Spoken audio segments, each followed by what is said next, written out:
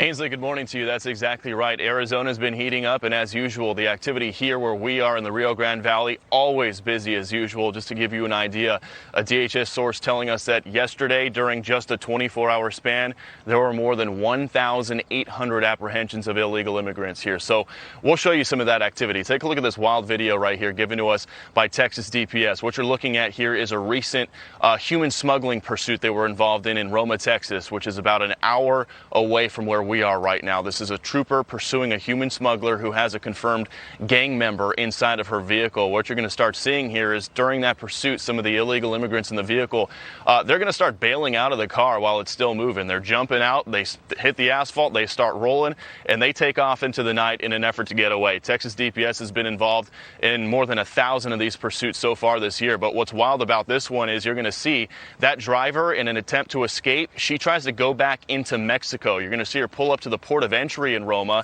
and she's literally just going to drive right through the barricade. She takes her car, blasts through the arm that goes up and down, and she just disappears off into Mexico and disappears into the night. But didn't work out for her. If we can pull up her photo right here, she's an American citizen. She was later arrested when she tried coming back into the United States. Here's the kicker. She was on supervised release. She was on parole for human smuggling when this happened. So she got arrested coming back into the U.S., and now she's arrested again for human smuggling and evading.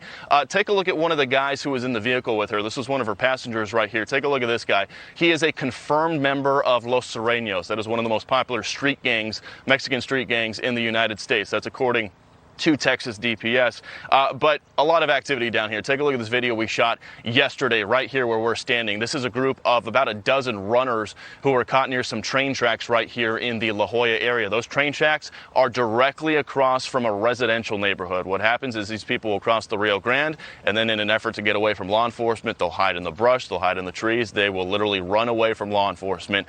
Speaking of which, take a look at this piece of video right here. This is a different area. This was a different runner that they caught. You can see this guy is dressed in camo. He's all tatted up. They found this guy literally in the middle of a residential neighborhood where families live. This is the type of thing that happens all the time down here in the Rio Grande Valley. But you mentioned Arizona off the top, so let's talk about that for a second. If we can pull up this video, this is out of Yuma, Arizona, where over the last few days, especially Sunday, there were upwards of 5,000 illegal immigrants who showed up, who walked through the border wall there, and Border Patrol there doesn't have a whole lot of infrastructure, so they were overwhelmed for quite a bit. There were several thousand immigrants in custody.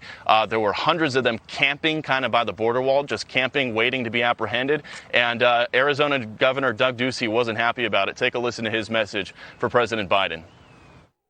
Mr. President, do something. Do anything to show that you care about the safety of Americans and the safety of these migrants.